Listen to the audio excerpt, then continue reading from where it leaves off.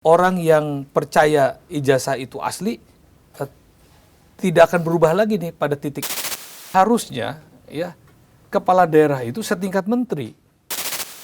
Kalau board of peace ini belum diputuskan, mungkin kita masih memiliki ruang diskusi untuk melihat apa resikonya dan apa manfaatnya bagi Indonesia.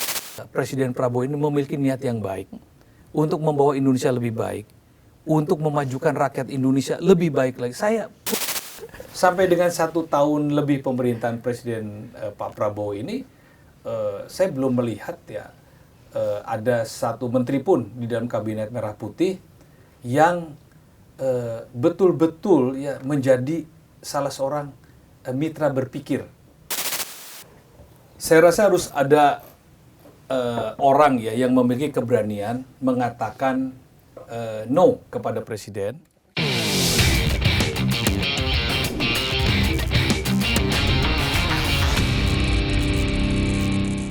Halo Sobat iNews dimanapun Anda berada, Bikin Terang kali ini hadir bersama saya Rizky Hasan, ada rekan saya Fazila Hairunisa. Ya, dan kali ini kita kedatangan mantan Menteri PAN RB 2014-2016, Profesor Yudi Krisnadi. Selamat datang, Prof. Terima kasih, Mas Rizky. Fazila, senang Hai, sekali Prof. diundang oleh iNews. Ya, baik. Ini kan podcast Bikin Terang. Semoga saja nanti informasi-informasi yang disampaikan oleh Prof itu bisa menambah wawasan Sobat iNews gitu.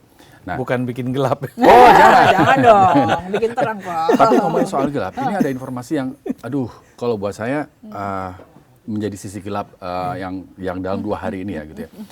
Berita soal ini, Prof, ada anak di NTT yang ya harus mengakhiri hidupnya gitu, hanya karena dia mau beli buku ya. Buku dan pena ya kalau Pena, nggak salah, ya. 10.000 akhirnya karena nggak kebeli, dia mengakhiri hidupnya, Prof. Iya, saya sangat prihatin ya, dan juga melihat ini bukan hal yang biasa menurut saya, dan tidak bisa juga dipandang sebagai sebuah kasus yang kecil atau kasus yang mikro yang terjadi di tengah 284 juta rakyat Indonesia. Memang ini sangat kecil sekali, dan fenomena seperti ini memang jarang terjadi. Namun esensinya adalah ini kan ada satu nilai-nilai kemanusiaan kita yang terusik ya.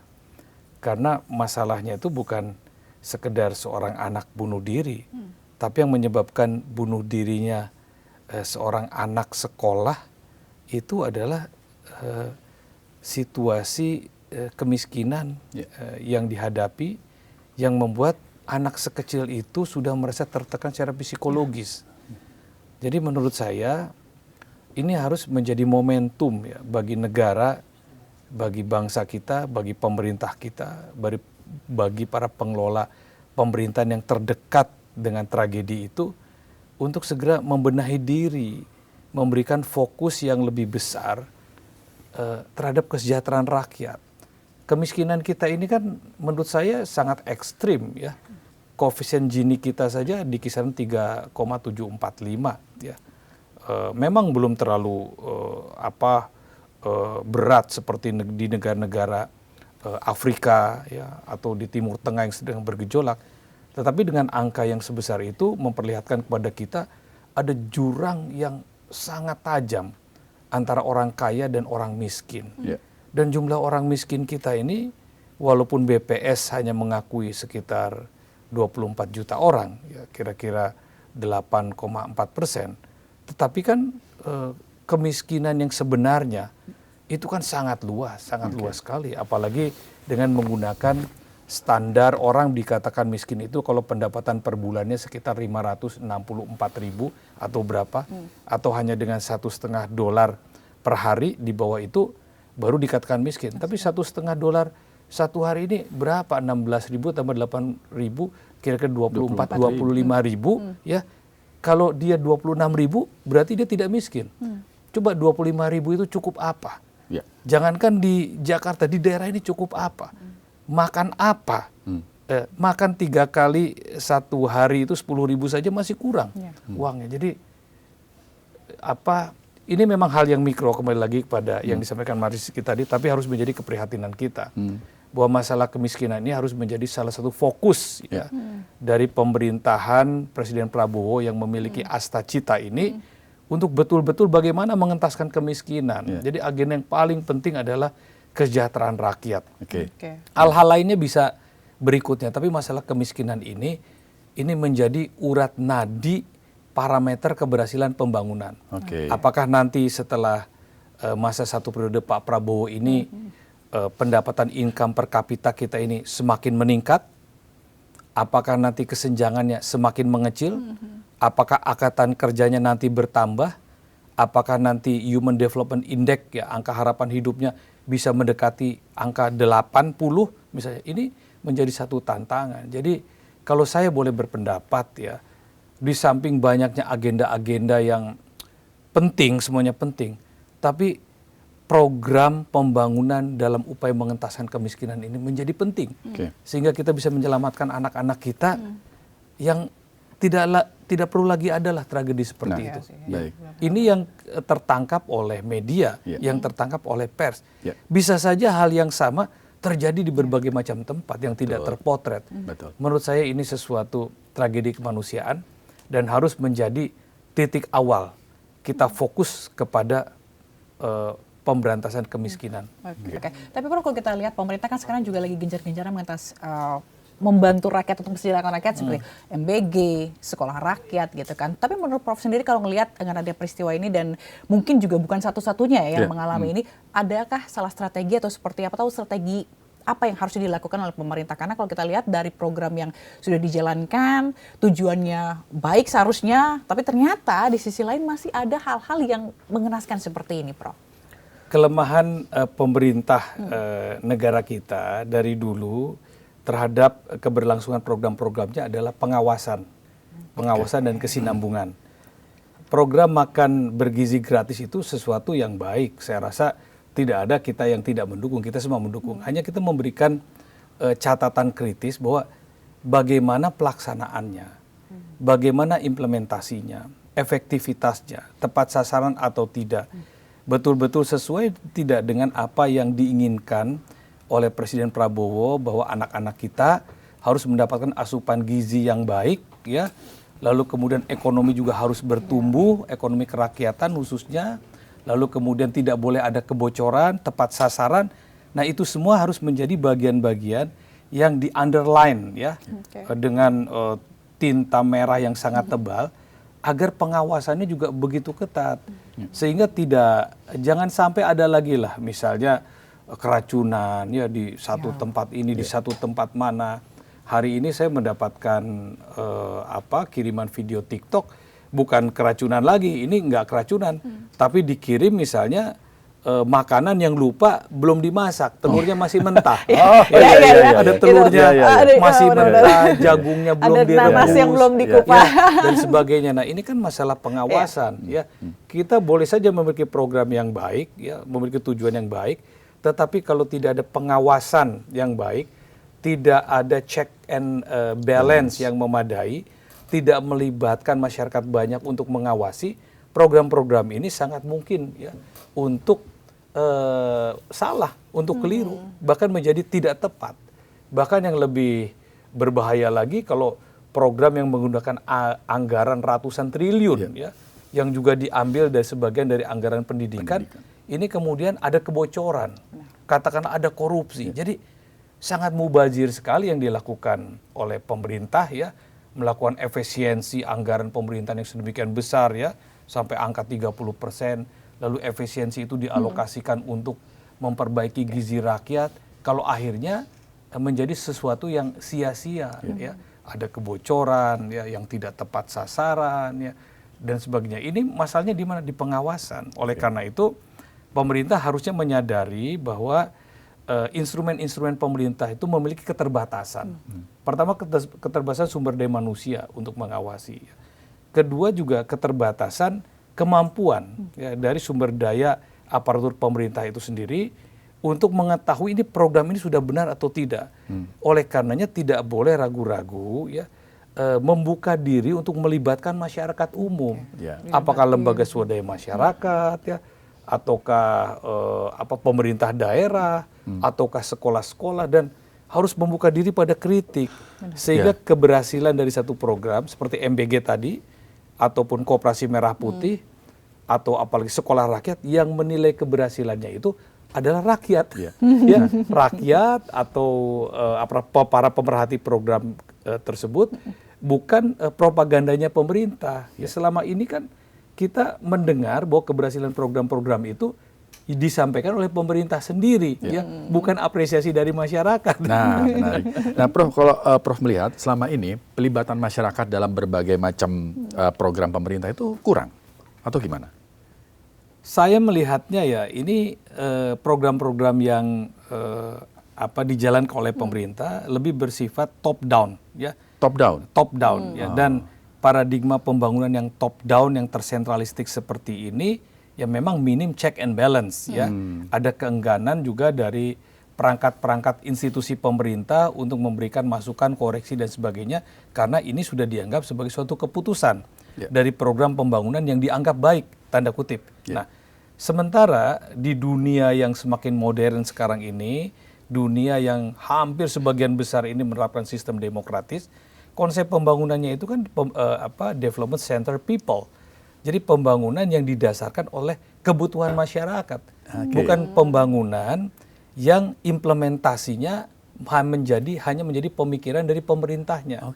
Nah, ini yang ada gap, sehingga kenapa begitu banyak kritik ya terhadap program-program pemerintah dan capaian-capaiannya, karena sebagian besar orang-orang yang memahami bagaimana seharusnya membangun yang melibatkan masyarakat tidak dilibatkan konsep-konsep pemikirannya, pandangannya atau kritiknya, atau sangat minim ya koridor-koridor mereka untuk menyampaikan pandangan-pandangannya dalam rangka kontribusi bagi konsep-konsep pembangunan itu.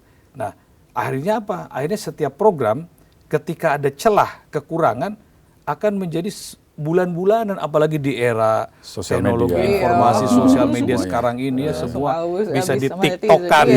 Misalkan orang yang nggak ngerti masalahnya saja bisa membuat berita bahwa itu adalah sebuah masalah. Baik. Nah, kalau Prof melihat sendiri, sebenarnya yang paling dibutuhkan oleh masyarakat Indonesia sekarang itu apa sih, Prof?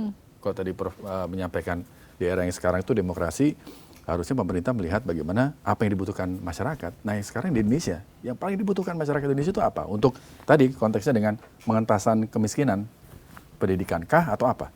Objectively ya, sebagian besar masyarakat Indonesia yang terdidik ini, yang mencapai tingkat pendidikan SLTA ke atas, itu prosentasenya relatif masih kecil dibandingkan dengan negara-negara lain ya, seperti Malaysia, Singapura, yang berpendidikan sarjananya itu bisa sampai angka di atas 90%. Apalagi negara-negara Skandinavia ya mendekati 100% ya.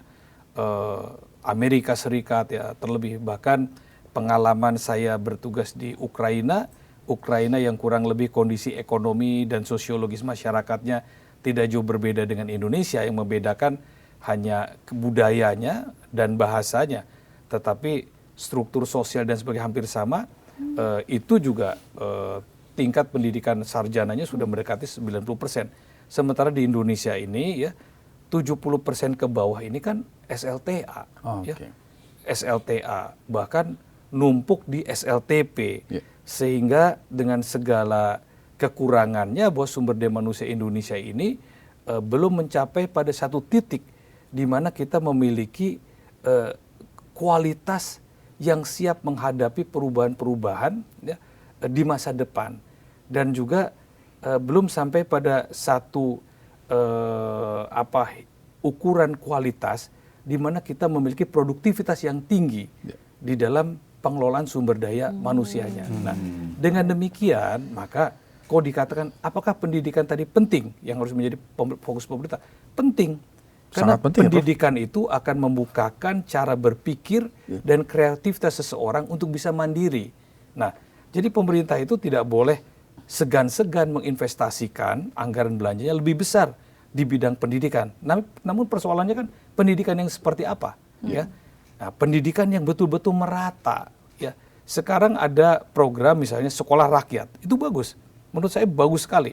Orang-orang miskin itu bisa mendapatkan kesempatan secara gratis ya di satu lembaga pendidikan ya dengan berbagai macam fasilitasnya. Tapi itu apakah cukup mendorong ya satu tingkat pencapaian produktivitas nasional dari sisi sumber daya manusia yang berkualitas secara umum? Saya rasa belum. Karena yang akan dibuat itu baru satu sekolah per provinsi. Ya. Sementara rakyat Indonesia ini angkatan mudanya ini sudah melampaui di atas 50% dibandingkan angkatan yang usianya di atas 40 tahun. Yeah. Ya.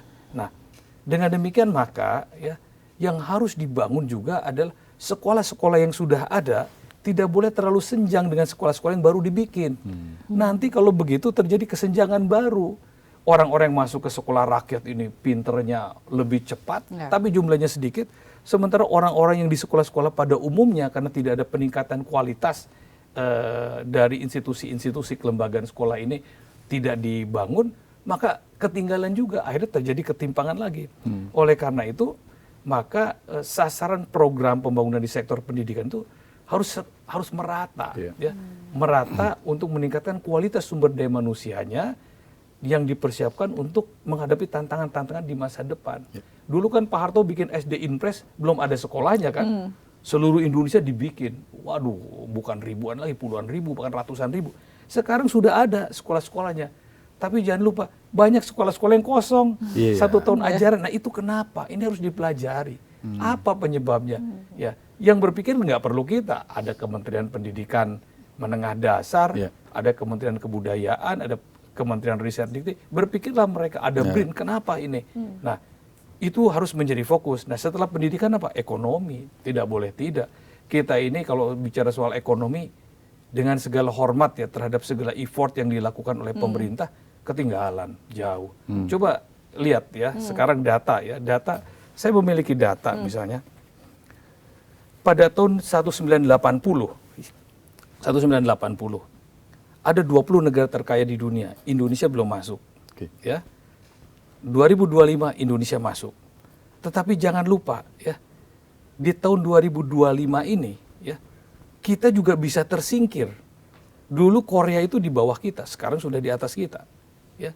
Dulu Turki itu di bawah kita, sekarang sudah di atas kita. Saudi Arabia di bawah kita, dia sekarang sudah siap menyusul sebentar lagi. Ya. Dulu Polandia tidak ada, dia bisa masuk. Dulu Cina itu sangat jauh sekali di bawah peringkatnya. Tapi sekarang Cina itu sudah menjadi kekuatan negara dengan perekonomian tertinggi kedua di dunia. Nah, jadi kita jangan lengah ya. Sekarang kita kan bangga bahwa kita ini berada di G20 ya, negara dengan tingkat produk domestik bruto yang cukup besar dengan angka kurang lebih 1,4 triliun US dollar. Tapi kalau kita tidak membangun perekonomian kita secara tepat, ya, tidak memiliki arsitek pembangunan ekonomi yang secara tepat untuk mendorong seluruh lapisan masyarakat, bukan hanya satu lapisan masyarakat, bukan hanya oligarki saja, bukan hanya orang kaya saja, bukan hanya pengusaha saja, tetapi seluruh lapisan masyarakat ya ditata sedemikian rupa sehingga mereka memiliki kemandirian ekonomi, sejahtera bersama-sama, maka yang dicita-citakan 2045 Indonesia emas, kita bisa naik peringkat tuh. Yang kata Pricewaterhouse itu kita akan menjadi negara terkuat ketiga ekonominya di dunia, ya setelah Cina, Amerika Serikat, Indonesia atau India, hanya dekat-dekatan dengan India. Tapi jangan lupa dulu Iran itu pernah masuk menjadi salah satu kekuatan ekonomi dunia di G20 1980, tapi kan hilang. Dan ada beberapa negara yang pernah masuk tapi hilang. Ya, nah jadi kita juga punya potensi hilang. Oleh karena itu, ekonomi harus menjadi agenda kedua terpenting ya, yang menjadi fokus dari program pembangunan pemerintah ini. Bagaimana nih menggerakkan? Bukan hanya sekedar ekonomi yang membagi-bagikan program, tetapi ekonomi yang menumbuhkan ya kemandirian dan kesinambungan ekonomi kerakyatan, yaitu kesejahteraan. Jadi penting nih ke desa-desa. Saya mendukung tuh tadi disebut oleh Mbak Zila tadi ya, ada apa koperasi merah putih. It's okay. 84.000 koperasi seluruh Indonesia akan dikasih 3 miliar ya, 3 kali 8 berapa tuh 240 triliun ya, kurang lebih akan digelontorkan, itu bagus. tapi harus tepat sasaran. Pengawasannya. Harus Iya, menggerakkan balik lagi tadi, pengawasannya. balik lagi tadi, Iya. pengawasannya Jangan intinya ya. sampai 3 miliar diturunkan ke desa-desa ya, yang 2,5 miliarnya untuk beli tanah, beli bangunan, Jangan dong. tokonya, tempat koperasi, sementara Iya, iya. modalnya cuma 500. Gajinya dari mana? Betul. Pergerakannya bagaimana? Retention offer-nya bagaimana? Jadi itu harus dipikirkan betul oleh pemerintah. Jadi setiap rupiah yang didapatkan dari anggaran pendapatan belanja negara yang asalnya dari pajak dari rakyat, ketika dia dikeluarkan dalam bentuk program pembangunan harus dipikirkan bagaimana manfaatnya. Nah itu semua bermuara pada kesejahteraan. Jadi Oke. 2 itu, yang lain-lain masih banyak tuh nanti. Iya. Nah kalau ditambah 1 lagi apa? Pemberantasan korupsi. Wah itu. Karena tidak ada negara dunia manapun yang maju kalau korupsinya tinggi. Iya. Perception index korupsi kita berapa nilainya? Coba. Jauh dari 50, kisarnya 37/40. Kalau 100 tuh bagus banget tuh, udah gak ada korupsi. Ya Singapura tuh mendekati 100 angkanya. Ya Denmark, ya Belgia, Finlandia, Norwegia, Jerman itu angkanya 95, 98. Kita ini 37, 50 pun belum. Iya, iya. Jadi kalau Anda ikut ujian di semester 1, nilainya D pun tidak. Nah, dan kita nggak perlu malu-malu mengatakan bahwa ini pekerjaan rumah kita. Oh iya, iya. Jadi pemerintah itu fokus pada 3 hal menurut saya. Sektor pendidikan ya, yang merata, yang masif, dan berjangka panjang serta berkesinambungan. Sektor ekonomi yang mensejahterakan rakyat secara merata, ya, yang dihitung betul tingkat pertumbuhannya, tingkat pendapatannya, lalu kemudian memberantas korupsi. Incremental capital output ratio selalu disebutkan oleh Pak Prabowo kebocoran. Ya. Ya, Di dalam bocor. bukunya, gitu ya, ya.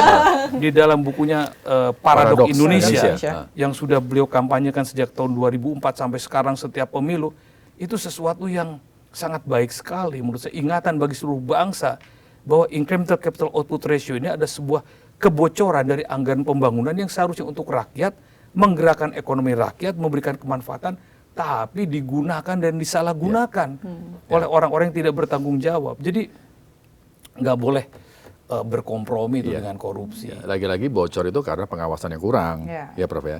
Tapi ngomongin soal dana pendidikan tadi nomor 1 disebut. Dana pendidikan kita kan dipotong Iya. ya. Terus gimana dong? Dipotong untuk program yang Iya, lain. program yang lain. Gitu. Tapi sebenarnya harusnya tidak dipotong ya. Menurut saya. Kenapa tidak dipotong? Karena kan ada undang-undangnya. Undang-undang Pendidikan Nasional itu mengharuskan bahwa dana pendidikan yang betul-betul ansih untuk pendidikan, bukan untuk biaya-biaya lain-lain pembangunan, yang betul-betul ditujukan untuk membangun sumber daya manusia sebagai investasi jangka panjang bangsa, itu 20%. Jadi katakanlah kalau anggaran pendapatan belanja negara kita 3.800 triliun, 20%-nya 20%. berapa itu? Berarti 380 triliun. kali 2, 600, 720, 700-an lebih tuh, 700 ratusan triliun. Mestinya cukup. Nah, harusnya tidak diambil karena ini penting. Dan lewat efisiensi, ya memang kita ini banyak yang bisa diefisiensikan. Ya, anggaran untuk belanja pegawai dan yang berkaitan dengan penyelenggaraan kepegawaian institusi pemerintah, itu kan sudah di atas 30%. Itu harusnya diefisienkan. Banyak cara pemerintah untuk itu ya, tanpa harus mengganggu penyelenggaraan pendidikan, karena investasi ini jangka panjang. Lihat keberhasilan negara-negara maju, lihat ekonomi negara maju ya, itu semua sektor pendidikannya masih berhasil. Bahkan mereka sampai memberikan bebas biaya bagi mereka yang mau sekolah. Saking semua orang di negaranya seperti Jerman sudah sekolah semua, orang asing pun yang bisa berbahasa Jerman itu dikasih biaya, coba saking. Belanda juga kan begitu, Keren, ya? itu keren. Itu namanya negara kesejahteraan, welfare state. Ya. Welfare state. Presiden kan sering mengatakan welfare state, welfare state seperti itu. Jadi harus ada role modelnya. Role modelnya apa? Negara Skandinavia itu welfare state. Ya, paling dekat dengan kita ya kita bisa banyak belajar Singapura. ke Singapura, mengarah ke sana. Atau kemana lagi, Malaysia, atau sekarang Vietnam. Vietnam jangan main-main loh. Itu Vietnam kuda Sebentar hitam lagi ya. bisa menyusul kita. Sementara kita masih mengharapkan tingkat pertumbuhan ekonomi 8%, Vietnam itu sudah hampir mencapai 8%. Tapi tingkat pertumbuhannya Vietnam tuh cepat. keren. Ekonominya maju, olahraganya juga loh. Dan Olahraganya satu cepat lagi, loh. politiknya mandiri. Ya, Vietnam itu hari ini saya membaca ya, walaupun dia dekat ya dengan katakanlah dengan Amerika Serikat, tapi dia mengeluarkan satu strategic review security defense ya. Dia sudah berhitung bahwa suatu saat Amerika akan menyerang dia. Hebat nggak? Dia sudah berpikir sangat jauh ke depan. Kenapa? Karena sumber daya manusianya itu yang berada di pemerintahan inherent dengan proses seleksi sumber daya manusia yang ada di masyarakatnya. SDM unggulnya kan banyak. Misalnya kita begini, kita ingin memilih seorang ketua kelas. Kalau isi kelasnya hanya 10 orang, berarti kan hanya 1 orang terpilih di antara 10 orang. Minim kan? Tapi kalau isi kelasnya 50, pasti ketua kelasnya yang terbaik dong. Ada proses kontestasi, ada proses kompetisi, ada suatu diskusi, sehingga mencari yang terbaik. Nah jadi kita juga harus begitu. Kalau SDM kita banyak, SDM kita ini baik-baik, harusnya proses seleksi ya, di dalam mencari orang-orang untuk mengelola pemerintahan ini agar sesuai dengan apa yang diinginkan ya oleh kepala negara dan menjadi harapan undang-undang, kan mestinya orang-orang yang terbaik. Iya sih benar. Tapi menarik tadi ngomongin soal Vietnam gitu ya. Kayak kamu kalah gitu sama Vietnam. Tapi ini kan juga bergabung di Board of Peace ini ya, gitu menunjukkan bahwa kita adalah sesuatu negara yang apa ya. Tapi di sini agak-agak membingungkan karena sebenarnya posisi Indonesia ini kan dikenal sebagai posisi yang netral. Nah, dengan bergabungnya ke Board of Peace, takutnya kita jadi nggak netral, mengarah atau ke salah satu blok gitu. Terus menurut Prof gimana? Bloknya Donald Trump. Karena tadi Vietnam udah deketin Amerika, kita mau tahu itu juga deketin Amerika. Begini, kalau Board of Peace ini belum diputuskan, mungkin kita masih memiliki ruang diskusi untuk melihat apa risikonya dan apa manfaatnya bagi Indonesia. Dan yang paling penting lagi, landasan konstitusionalnya. Itu dulu. Ya. Tapi karena ini sudah diputuskan, ya artinya kita tinggal memperhitungkan bagaimana risikonya. Ya. Exit strateginya. Apabila Board of Peace ini tidak sesuai dengan semangat Indonesia mendukung kemerdekaan Palestina. Ya. Tidak sesuai dengan prinsip-prinsip ketertiban dunia, di mana hukum internasional harus menjadi pijakan dari setiap kebijakan internasional. Masalahnya kan ini sudah diputuskan. Dan diputuskan oleh Presiden, kemudian deal dengan Presiden Amerika Serikat, kita masuk, dan kemudian sudah ada kewajiban di depan mata kita membayar kurang lebih 16,7 triliun ya sebagai iuran anggota itu. Nah, jadi anggap saja ini sesuatu yang blessing in disguise lah. Ya. Mudah-mudahan ini baik. Mudah-mudahan ini baik. Ya. Kan niatnya baik. Saya yakin. Saya terus terang yakin ya bahwa Prabowo itu Presiden Prabowo ini memiliki niat yang baik untuk membawa Indonesia lebih baik, untuk memajukan rakyat Indonesia lebih baik lagi. Saya punya keyakinan dan saya punya keyakinan dia orang baik. Ya. Persoalannya adalah tidak didukung oleh perangkat-perangkat yang memadai untuk menerjemahkan keinginan-keinginan baiknya itu. Termasuk tadi Board of Peace ya. Board of Peace ini seandainya ya ada orang seperti Pak Hasan Wirayuda, ya, ada orang seperti Martin Natalegawa, ya, ada orang seperti Dewi Fortuna Anwar, ada orang seperti Ibu Retno Marsudi, atau orang seperti saya lah, ya mantan duta besar diajak ngobrol. Mungkin Pak Prabowo untuk sampai mengambil keputusan Board of Peace itu memiliki narasi yang sangat kuat, memiliki perhitungan-perhitungan yang sangat matang dalam konteks global, benefit and risk-nya. Sehingga dia tidak perlu setelah memutuskan itu harus ketemu dengan MUI, harus ketemu dengan Nahdlatul Ulama, ketemu Muhammadiyah, ketemu Said Didu segala macam ya. Walaupun itu kawan-kawan saya juga, ada Pak Said Didu di situ, ada Profesor Siti Juhro, ada Mas Abraham Samad. Tapi sebetulnya sesuatu yang tidak perlu dilakukan kalau dia dalam proses mengambil kebijakan ya itu sudah melibatkan sebuah testimoni ya dari orang-orang yang expert di bidangnya. Jadi pengambilan keputusan ini menurut Prof tidak dibarengi dengan sharing atau Iya, diskusi bisa dengan di sana, orang-orang itu. Itu bukan menurut saya, menurut banyak orang ya, di podcast Aman ya, nih. di podcast dan juga orang yang diwawancari bahwa banyak yang tidak tahu sebelumnya keputusan itu diambil, namun kita semua bisa menerima lah kemudian. Tapi kan harusnya kan tidak perlu capek tuh presiden tuh. Sesuatu yang sudah diputuskan harusnya apa ya, firm ya, karena melalui sebuah proses diskursus yang baik ya. Tapi kita yakinlah maksud presiden itu baik, keinginannya baik, cita-citanya baik, tinggal didukung oleh orang-orang yang terbaik. Baik. Prof kan pernah menjadi menteri gitu ya. Apakah proses pengambilan keputusan di Board of Peace ini, yang tadi yang disampaikan Prof, seperti yang disampaikan banyak orang juga, tidak didukung oleh diskusi.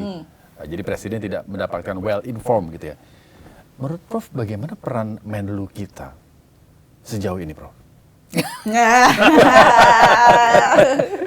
Setahu saya Menlu itu kan orang yang sangat dekat ya dengan Bapak Presiden Prabowo ya. Ya.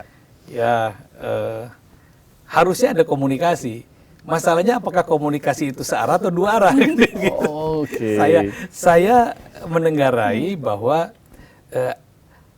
ada ewuh pakewuh ya dari Pak Menlu yang sudah sangat lama ya berada bersama Pak Prabowo, mungkin untuk menyampaikan pandangan-pandangannya, sehingga ya ini dianggapnya satu perintah yang harus dilaksanakan.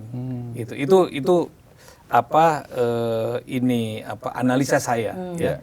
Keadaan yang sebenarnya kan tentu yang tahu ya Pak Menlu sendiri ya gitu. Hanya sebagaimana dibicarakan banyak orang ya, banyak hal-hal yang menjadi kebijakan luar negeri pemerintah dalam hal ini Pak Prabowo itu juga tidak menjadi diskursus sebelumnya di Kementerian Luar Negeri. Jadi saya pernah menulis 2 bulan yang lalu di Kompas ya tentang arah politik luar negeri Indonesia. Kita kan membutuhkan satu task force untuk diplomacy delivery ya. Jadi ketika Pak Prabowo itu sudah sebagai kepala negara ya dengan dinamikanya yang tinggi dan cepat melakukan deal-deal atau pertemuan dengan kepala-kepala negara lain, harus ada task force di Kementerian Luar Negeri yang harusnya secara cepat itu menindaklanjuti apa yang menjadi agenda-agenda penting. Karena walau bagaimanapun kan kebijakan luar negeri itu kepanjangan dari kepentingan politik di dalam negeri. Jadi orang-orang Kementerian Luar Negeri ini harus tahu apa isi pembicaraannya, ada komitmen apa, dan mereka harus segera menindaklanjuti agar memberikan keuntungan bagi kepentingan nasional kita. Nah mungkin ini perlu diperbaiki ya. Kita ini kan bukan baru pertama kali memiliki Menteri Luar Negeri. Pemerintahan kita kan sudah berjalan 80 tahun. Ya sejak Menteri Luar Negeri yang pertama ya. Dan seterusnya kurang lebih ada 18 lebih, macam-macam tuh Menteri Luar Negeri kita. Ada yang pernah merangkap sebagai Perdana Menteri, ada Menteri Luar Negeri yang pernah ikut konferensi PBB, konferensi Rumroyen, ya, ada macam-macam sekali. Ada yang Jenderal bintang 4 Menteri Luar Negerinya, ya seperti Subandrio, yaitu beliau kan Marskal ya, Sultan Hamengkubuwono ke-9, dia Jenderal penuh, macam-macam kita punya orang. Ada orang yang pemikir hebat seperti Mohtar Kusumaatmadja kan dengan konsep UNCLOS-nya, United Nations Convention Law of the Sea. Ya. Ada seorang seperti Pak Ali Al-Atas, ya, Menteri Luar Negeri yang paling lama. Kita macam-macam. Waduh, kita ini punya banyak contoh-contoh orang-orang hebat. Nah, mudah-mudahan ini juga menjadi bahan ya, bahan renungan, pertimbangan, ya, bahan pertimbangan. Ya. Bukan untuk Kementerian Luar Negeri, ini bahan pertimbangan pada Bapak Presiden. Bagaimana memfungsikan institusi Kementerian Luar Negeri ini sebagai mitra perumus kebijakan internasionalnya Bapak Presiden. Yang menurut Prof selama ini belum berjalan itu. Saya tidak melihat ya, Bapak Presiden benar-benar melibatkan institusi Kementerian Luar Negeri dalam sebuah proses pengambilan kebijakan politik luar negeri atau langkah-langkah yang dilakukan oleh Presiden di dalam berhubungan dengan dunia lain. Dunia lain ini maksudnya dunia di luar Indonesia. Gitu. Saya belum melihat ya. Saya harus mengatakan ini karena mungkin ada orang lain yang melihat, tapi saya belum melihat. Saya sebagai akademisi, pemerhati masalah-masalah internasional, saya belum melihat. Anggap saja ini belum dilakukan. Belum dilakukan saja, kita memberikan apresiasi yang baik kan kepada Presiden. Ya. Langkahnya ini begitu cepat. Ya. Dalam waktu kurun 1 tahun, lebih dari 30 negara sudah beliau kunjungi. Banyak deal yang sudah dia lakukan. Ya. Namun ini kan kalau didukung oleh satu institusi Kementerian Luar Negeri, ini kan delivery-nya akan lebih cepat, manfaatnya akan lebih terasa, lalu arahnya akan lebih menjadi jelas. Jadi sebaiknya ke depan ini pelibatan ya, Kementerian Luar Negeri ini harus lebih diperankan. Ya. Walaupun memang Presiden bisa melakukan apa saja ya di undang-undangnya memungkinkan, tapi kan alangkah lebih hebatnya lagi Indonesia apabila kebijakan-kebijakan politik luar negeri itu ya, didahului oleh sebuah diskursus tentang kepentingan-kepentingan global kita dan kondisi global yang tengah terjadi yang implikasinya juga bagi kita.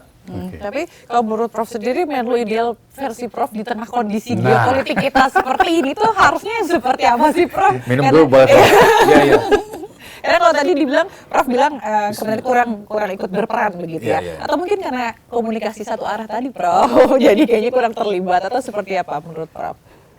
Saya rasa harus ada orang ya yang memiliki keberanian mengatakan no kepada Presiden apabila dia betul-betul meyakini bahwa argumentasi-argumentasi yang dilakukan oleh Presiden itu pertama ya tidak sesuai dengan landasan konstitusi kita, lalu kemudian tidak sesuai dengan realitas objektif, dan yang ketiga akan beresiko ya terhadap dampak yang ditimbulkan dari kebijakan kita.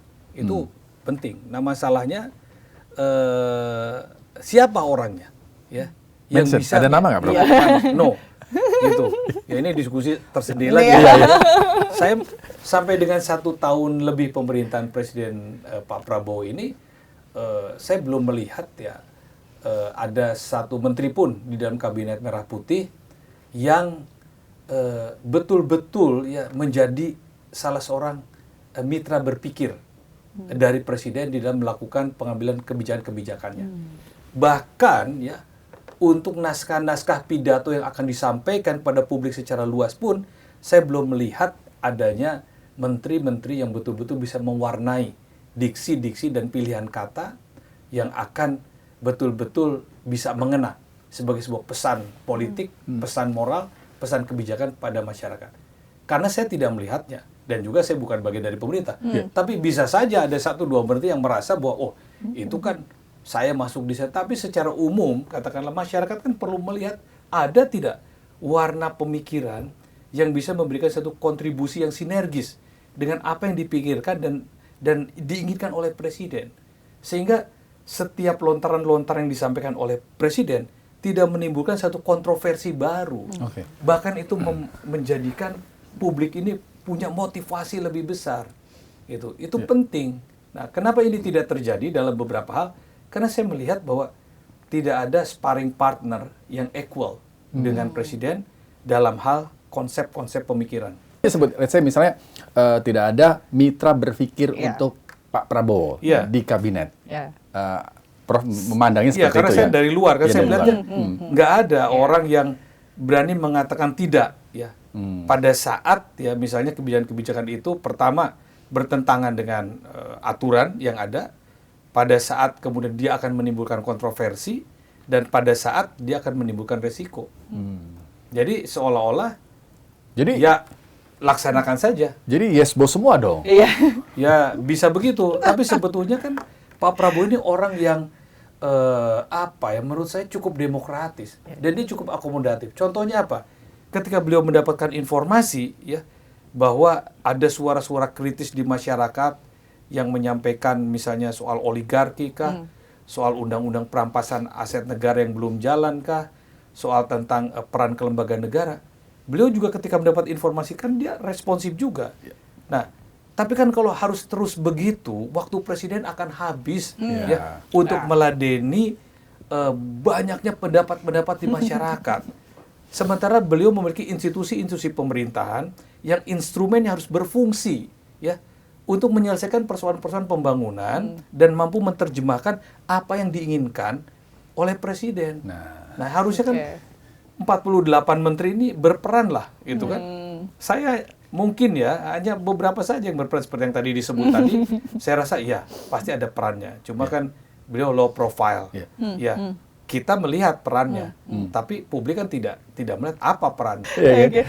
Tapi soal yes bos tadi, tapi mungkin ini bisa bukan berbanding terbalik ya, tapi di sisi lain ada isu reshuffle, Mas. Oh iya, isu yang menguat. Salah satunya yang mau diganti ini adalah Menlu oleh Budi Jiwandono yang kita ketahui adalah kerabat gitu ya. Takut ya, kerabat dari Pak Presiden sendiri begitu. Karena menurut kalau dari Prof, namanya ini berarti ada kaitannya dengan Pak Jiwandono ya. Iya. Kalau menurut Prof sendiri, apakah Mas Budi ini benar-benar bisa atau kompeten menggantikan Sugiono? Kalau tadi kan sebelumnya juga disebut ya Mas Lucia, komunikasi yang satu arah ini menjadi persoalan. Ditambah yes bos tadi gitu. Apakah dengan digantinya Sugiono dengan Budi akan merubah atau seperti apa? Menurut Prof gimana? Sebenarnya yang paling tahu tentang hal ini tentu Presiden, yang paling tahu tentang Presiden. Dan kalau isu ini kemudian bergema di masyarakat luas, tentu pasti ada sebab musababnya. Nah, kalau pandangan saya sederhana saja. Jadi Menteri Luar Negeri atau semua menteri itu kan instrumen dari visi misinya Presiden. Presiden memilih orang yang tepat, yang menurut dia tepat untuk menjalankan visi misinya di masing-masing bidang lembaga kementeriannya. Khusus Kementerian Luar Negeri ini, bagi saya, bagi kalangan akademisi itu terserah siapa saja yang jadi Menteri Luar Negeri. Tetapi kan ada tetapinya tuh. Idealnya, mbok ya seperti Menteri-Menteri Luar Negeri yang sebelumnya, yang mungkin ya. Bukan mungkin ya, ini data ya dari 18 menteri luar negeri kriterianya gitu. Pertama, ya hampir rata-rata kan sudah memiliki pengalaman internasional. Ya, pengalaman internasional itu bukan jalan-jalan ke negara lain, tetapi pengalaman di sidang-sidang internasional, apakah sidang-sidang PBB atau menjadi utusan untuk perjanjian perdamaian atau lainnya, atau pernah menjadi duta besar ya mewakili negara untuk menjalankan misi diplomatiknya. Ya sekurang-kurangnya itulah ya dia punya satu rekam jejak dan kapasitas layaknya sebagai seorang diplomat yang mampu mewakili pikiran-pikiran kepala negaranya di dalam bernegosiasi membawa kepentingan nasional. Jadi memang Menteri Luar Negeri itu dituntut aktif, dituntut selalu hadir, dituntut selalu memberi penjelasan, memberikan insight. Coba lihat Menteri Luar Negeri mana di dunia yang tidak aktif. Menteri Luar Negeri mana di dunia yang tidak dikenal di luar negeri. Karena itulah tugasnya. Jadi role modelnya sudah ada. Apakah kita menginginkan yang seperti Pak Adam Malik, menginginkan yang seperti Sri Sultan Hamengkubuwono ke-9, menginginkan seperti Ali Al-Atas yang sangat progresif, menginginkan seperti Mohtar Kusumaatmadja yang pandai berdebat, menginginkan orang yang kalem tapi tajam dalam berdiplomasi seperti Hasan Wirayuda, atau mencari figur perempuan yang berpengalaman menjadi beberapa kali duta besar seperti Ibu Retno. Kan banyak sekali kita contohnya, apalagi kalau ditarik lagi ke belakang ya. Ada Perdana Menteri yang merangkap Menteri Luar Negeri. Nah mungkin Presiden kita ini juga terbayang oleh beliau ini kepala negara merangkap Menteri Luar Negeri. Tidak apa-apa juga, tapi pertanyaannya ya, negara kita ini kan bukan seperti negara-negara yang sudah maju, seperti Inggris dengan sistem parlementernya, seperti Jerman dengan kanselernya, seperti Kanada yang dimana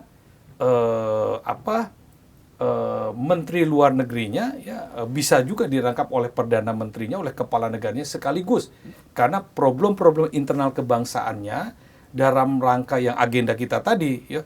Pendidikannya sudah baik, ekonominya sudah merata, korupsinya sudah tidak ada. Jadi di dalam itu sudah enteng. Sehingga kepala negara sekaligus kepala pemerintahan bisa memainkan peran-peran global ya, tanpa harus selalu berada di dalam negaranya. Nah, kalau di Indonesia ini ya banyak sekali problemnya. Program MBG saja banyak sekali yang harus diperbaiki. menyelenggarakan koperasi merah putih dengan 84.000 koperasi se-Indonesia, ini masih membutuhkan pemikiran-pemikiran ekstra. Ya. Sekolah rakyat belum ada di semua provinsi. Masalah pengentasan kemiskinan, masalah ini, masalah itu. Sehingga kehadiran presiden dituntut lebih banyak untuk memikirkan masalah-masalah di dalam negeri. Ya. Oleh karena itu presiden harus punya orang yang dipercaya sekaligus piawai untuk menjadi representasi gagasan, pemikiran, dan kehadiran dia. Pada saat presiden tidak bisa datang, menteri luar negerinya bisa mengambil peran. Ya. Jadi memang tidak harus semua event internasional presiden harus hadir, datang, ya. ya. Tapi di event-event besar, misalnya pertemuan G20, pertemuan ASEAN, dia harus datang. Ya, di pertemuan tahunan PBB dia harus datang. Tapi sisanya serahkan pada menteri luar negerinya. Oleh karena itu, dengan role model Kementerian Luar Negeri yang pernah punya macam-macam menteri luar negeri ini, sekarang kan itu sudah sebetulnya menjadi inspirasi kepada presiden. Sekiranya beliau meyakini bahwa mengganti menteri luar negeri ini dengan pilihan yang lebih baik, dengan role model yang pernah kita miliki, ya tentu itu sesuatu yang baik, ya kita dukung. Tapi kalau mengganti menteri luar negeri yang kita semua meragukan apakah akan lebih baik, menurut saya lebih baik pertahankan yang sudah ada, yang sudah jelas-jelas memiliki pengalaman setidaknya 1 tahun terakhir ini, kan gitu. Jadi jangan mendapat masalah baru gitu Iya, ya. betul. Nah, ngomong-ngomong soal orang yang bisa dipercaya membantu presiden, menteri. Prof kan juga mantan Menpan RB begitu ya, di era 2014-2016 begitu ya. Nah, pada saat menjadi Menpan RB juga mengeluarkan surat edaran nih mengenai ijazah palsu ya, Menpan RB nomor 3 2015 tentang ijazah palsu gitu ya. Ini, ya kan? Ini. Jadi kalau kita lihat tadi ngedengerin Prof ngomongin soal bagaimana bukan kualitas yang seharusnya, kriteria yang seharusnya dimiliki oleh orang kepercayaannya presiden, khususnya para menteri. Nah ini dia, kita agak geser sedikit ke sini. Nah, dan waktu itu juga Pak Anies ya sebagai Kemenbudristek kala itu berkoordinasi gitu soal surat edaran ini. Nah, apa sebenarnya Prof yang dihasilkan dari SE tersebut? Kayak sebenarnya emang banyak ya pejabat kita atau kepala daerah kita yang menggunakan ijazah palsu ini. Awalnya begini, itu ada istilahnya ada asbabun nuzul, asal muasal peristiwa itu. Jadi di era pemerintahan Pak Jokowi yang pertama itu melanjutkan tradisi yang sudah dilakukan oleh pemerintahan Pak SBY di dalam setiap rekrutmen pimpinan jabatan tinggi pemerintahan eselon 1 ya, untuk dirjen-dirjen, kepala lembaga, itu melalui sebuah proses yang disebut dengan tim penilai akhir.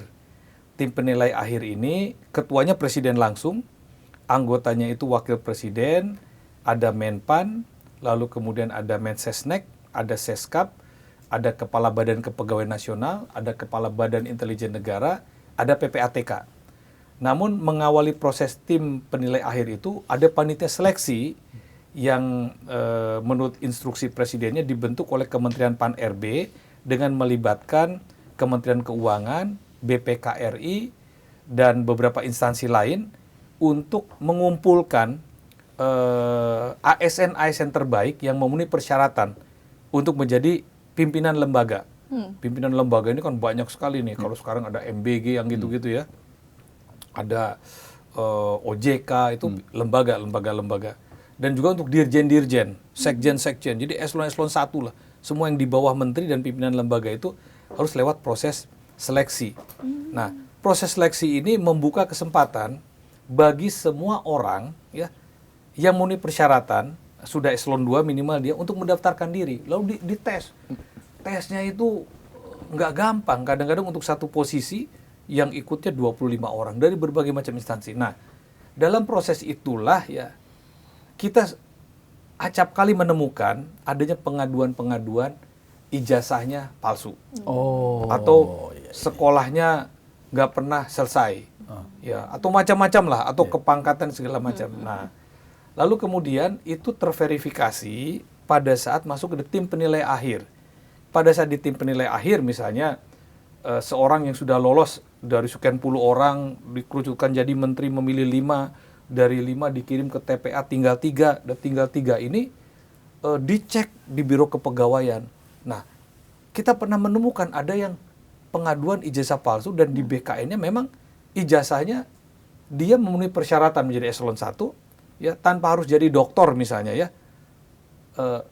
Harusnya kan dia biasa saja, tapi dia menggunakan doktor ketika diperiksa ijazah doktornya ini nggak jelas, sekolahnya udah nggak ada, mungkin doktor segala macam. Akhirnya berdasarkan hal itulah saya berkoordinasi waktu itu kan setiap surat edaran menteri itu harus dikoordinasikan dengan Kementerian Sekretariat Negara.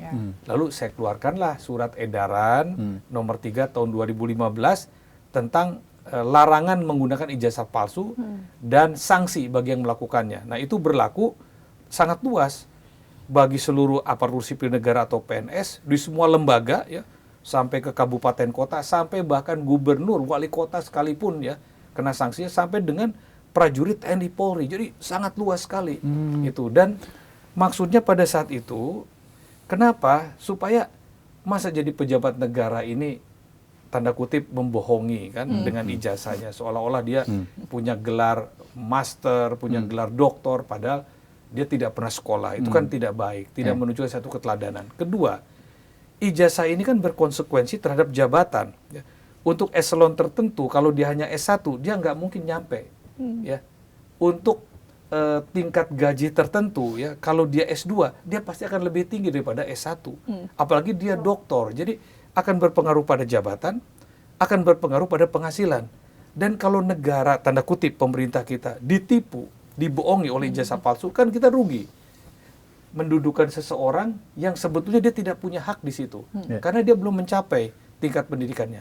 Memberikan gaji, pada dia sebetulnya jenjangnya nggak sampai. Nah, berdasarkan itulah saya instruksikan semuanya. Jadi tidak ada maksud apa-apa, ya, tidak ada maksud mencurigai siapa, tidak, tapi berdasarkan fakta, ya, supaya jangan ada nih orang mau PNS belum sarjana pakai ijazah palsu supaya dia bisa lolos PNS, kan nggak boleh. Orang mau naik pangkat segala macam. Nah, jadi tidak terpikir seperti yang dipikirkan banyak orang. Jadi waktu itu sesnek siapa, Pak? Pak Pratikno. Berarti masih di zaman Pak Jokowi ya? Tapi nggak lama setelah itu Mas Rizky di kenapa, Pak? Prof Pak Anies ya kalau saya masuk dalam jajaran yang reshuffle gitu. Apa gara-gara terlalu keras ngomongin soal ijazah palsu ini? Saya tidak bermaksud ya ijazah palsu itu mengarah kepada seseorang, nggak kepikir sama sekali. Apalagi mengarah kepada presiden saya sendiri saat itu, Pak Jokowi, nggak kepikir. Saya percaya bahwa Presiden Jokowi insinyur lulusan UGM ya.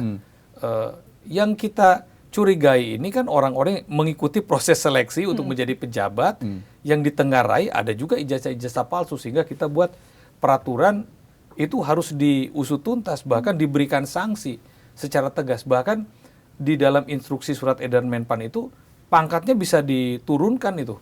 Ya, sanksinya sangat berat bagi pengguna ijazah palsu. Jadi sama sekali tidak bermaksud mengkaitkan surat edaran nomor 3 ini dengan tudingan-tudingan kepada Presiden Jokowi. Karena kan tudingan-tudingan itu kan kemudian kan tidak pada periode itu, tidak ada yang membicarakan soal ijazah presiden pada periode pertama. Nah, baru pada periode keduanya kan ada mulai ramai. Tapi kan saya sudah tidak di situ. Tapi memang Menpan RB juga nggak ngurusin ijazah presiden atau ngurusin juga? Lah, yang ngurusin ijazah kepala negara itu kan KPU, Mbak. Berarti cuma di bawah-bawah untuk seleksi tadi ya, Prof ya? Jadi kan instruksinya itu kepada seluruh TNI Polri, aparatur sipil negara, seluruh kementerian, termasuk menteri-menteri, termasuk lembaga-lembaga, dan memang tidak ada, menteri-menteri tidak ada ijazahnya yang palsu. Kepala lembaga tidak ada yang palsu. Bupati wali kota, saya nggak tahu ya, karena kan masing-masing kan diserahkan pada pejabat pengawasan internal pemerintahan. Jadi ada pejabat pengawasan internal yang mengawasi itu di setiap instansi pemerintah. Lalu kemudian kepala biro sumber daya manusianya yang kita berikan tugas untuk itu. Nah, kalau di gubernur, di kabupaten kota, itu kan memang mereka agak sungkan ya dengan pimpinan-pimpinannya. Tapi yang dilakukan oleh Menpan itu tidak ada kesungkanan kepada presidennya.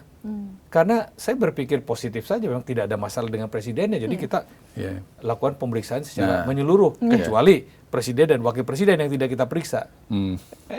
Baik. Nah, Prof, ini kan perjalanan dengan berjalannya waktu, surat edaran waktu itu dikeluarkan sampai kemudian tahun 2026 ini isu ijazah palsu itu kan wah terus bergulung. Prof melihatnya gimana soal dugaan ijazah palsu Pak Jokowi ini?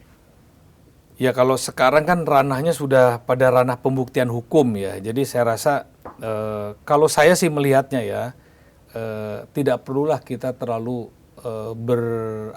berkutat ya, berkecamuk dengan isu yang sudah membelah persepsi publik masyarakat Indonesia sendiri.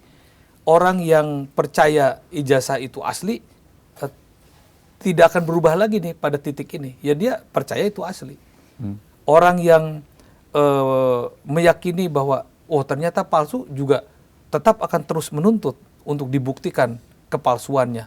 Kan begitu. Yeah. Lalu ada orang yang ragu-ragu pun tidak akan berubah dia menjadi pendukung ijazah asli atau pendukung ijazah palsu. Jadi menurut saya proses hukum ini ya berjalan saja. Yeah. Toh Presiden Jokowi juga sudah mempercayakan pada penegak hukum untuk memproses ini.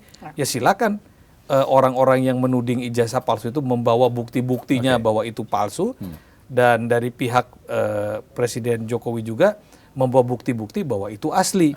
Nah tinggal masyarakat nanti menilai bagaimana keputusan hukumnya. Jadi menurut saya ambil hikmahnya. Hikmahnya itu apa?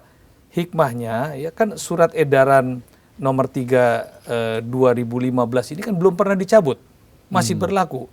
Jadi hikmahnya laksanakan saja ini. Supaya kita mengantisipasi jangan sampai ada hal-hal serupa yang terjadi di masa depan. Yang bukan hanya pada kepala negara tapi pada seluruh instrumen aparatur sipil negara dan pejabat pemerintahnya. Nah, surat edaran itu jadi legasinya Prof Yudi nih ya. Tapi kalau menurut Prof lihat sekarang masih ada nggak sih Prof verifikasi itu, terus tes itu yang benar-benar sekarang saya dengar di khusus Kementerian Pan-RB ya dan BKN, Masih ketat. Udah sulit menembus kepalsuan dokumen sekarang di Kementerian Pan-RB dan BKN. Badan Kepegawaian Nasional ketat. Iya, karena ada beberapa kepala daerah juga yang dipolisikan tuh gara-gara ijazah palsu palsu kan. Baik, ini pertanyaan terakhir nih dari saya. Kalau Zila nanti ada silakan ya. Ini wacana soal pilkada lewat DPRD, Prof. Ini kan ramai tuh kemarin dibicarakan. Kalau menurut Prof bagaimana? Apakah ini memang dengan kondisi Indonesia yang sedang ingin menghemat gitu ya? Pilkada lewat DPRD ini dianggap menghemat gitu ya biaya. Tapi itu kan kemudian mengamputasi hak politik warga. Kalau Prof melihat bagaimana usulan-usulan ini? Pandangan saya sebagai akademisi ya, saya melihat sistem pemerintahan kita kan presidensial ya, presidensial. Namun di dalam undang-undang dasar kita ya disebutkan bahwa pemilihan kepala daerah itu dilakukan secara langsung. Ya begitu kan? Langsung dan demokratis kurang lebih begitu. Nah, langsungnya ini interpretasinya kan bermacam-macam. Ya, demokratis juga memiliki pengertian yang sangat begitu luas. Ya, mau demokratis macam apa? Banyak sekali pengertian demokrasi dan demokratis itu.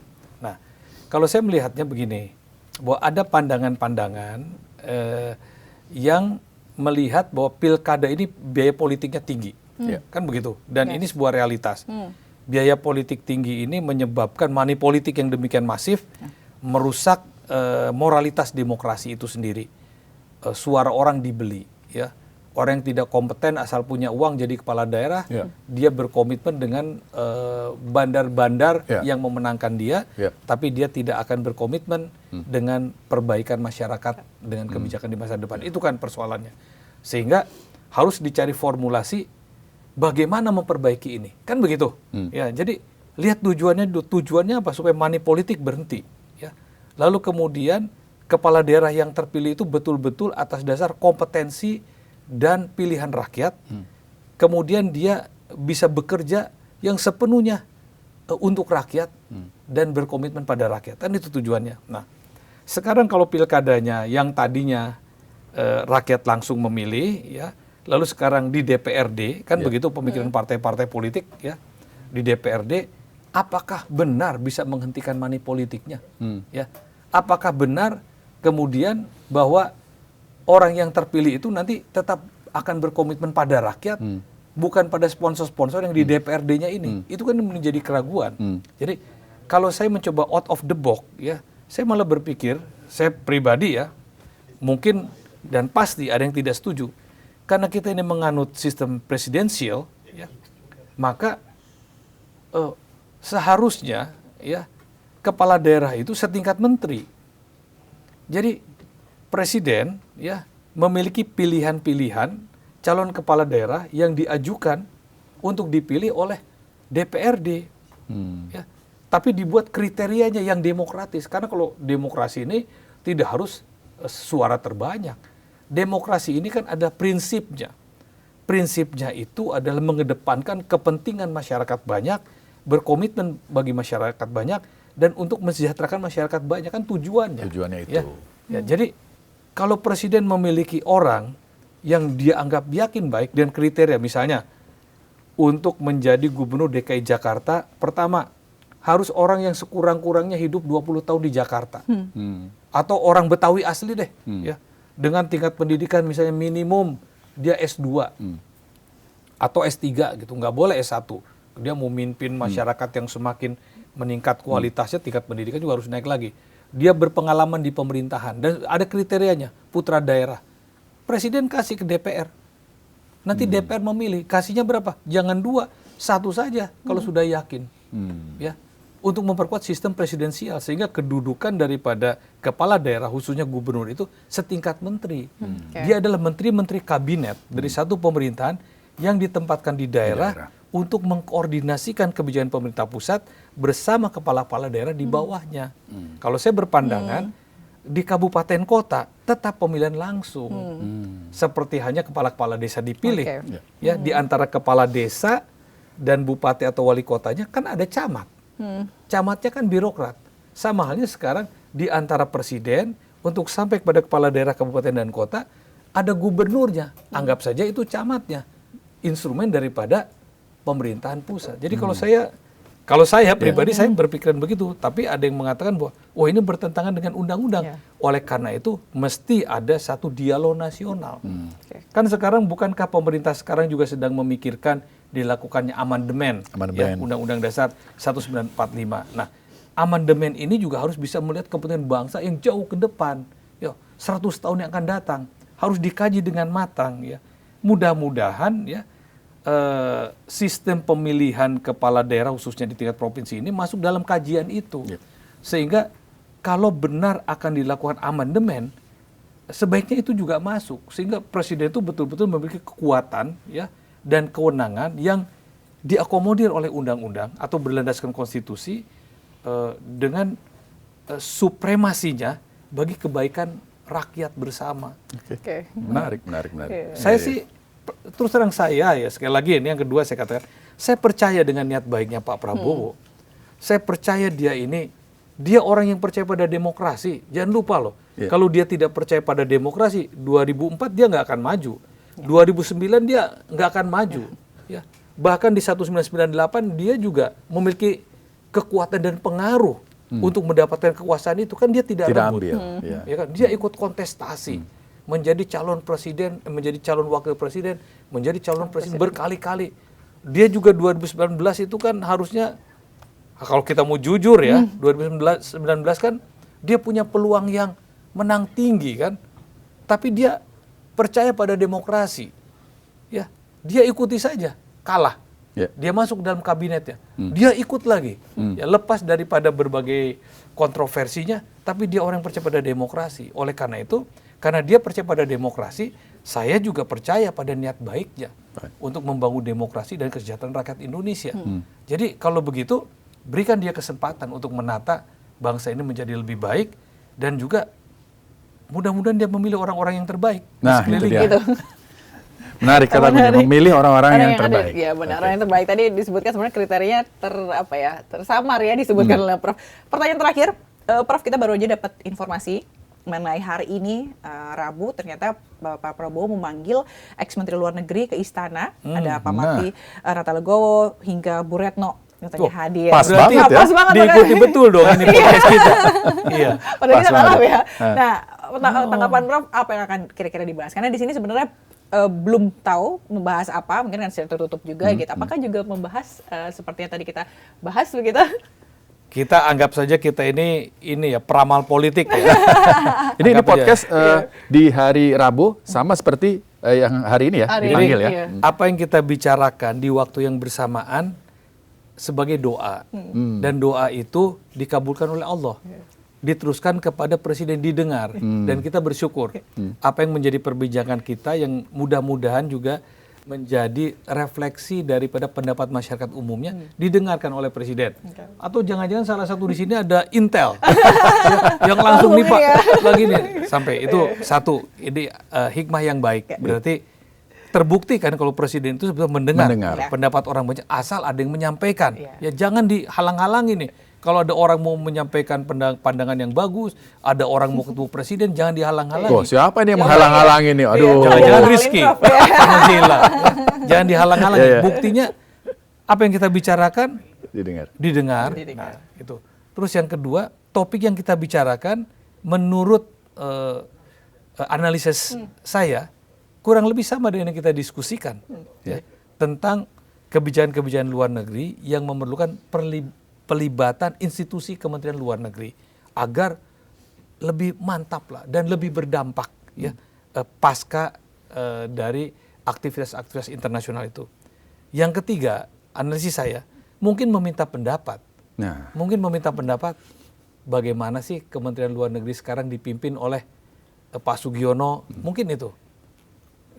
Dan bagaimana wakil-wakil menteri peran-perannya, apakah ini masih bisa dioptimalkan lagi atau apa yang kurang, pasti ditanya itu. Dan pertanyaan terakhir, seandainya sudah ada di top mind-nya presiden untuk melakukan pergantian, pasti Bapak Presiden akan bertanya, Siapa? kira-kira menurut pendapat Anda, kalau dari dalam siapa? Kan kalau Bu Retno, Pak Martinata Legawa, Pak Hasan Wirayuda hanya tahu yang di dalam. Kalau dari dalam siapa? Kalau dari luar Pak Prabowo lebih tahu. Nah, supaya pengetahuan Pak Prabowo yang dari luar ini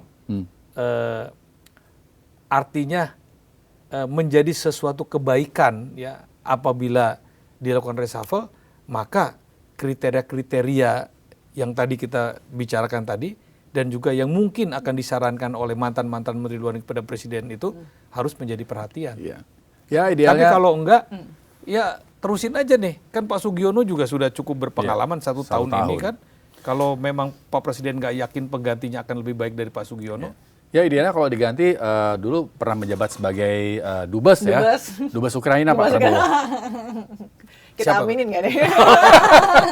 Banyak mantan dubes Ukraina. Baik, terima kasih Terima Prof kasih. sudah hadir di sini. Silakan. Terima kasih Prof sudah bikin terang ya kasih. Mas Rizky hari ini gitu ya. Terima kasih juga sudah hadir bersama kita. Saya terus Prof Yudi Krisnandi, ex-Menpan RB 2014-2016 dan juga Guru Besar Ilmu Ekonomi Politik Universitas Nasional. Makasih Mbak Zila, makasih Mbak Rizky, semuanya. Terima kasih. Oke, sehat-sehat Prof. Thank you. Amin. Terima kasih. Alhamdulillah. Dan makasih. itu dia tadi Sobat iNews Bikin Terang kali ini. Sampai jumpa di Bikin Terang selanjutnya. Dah.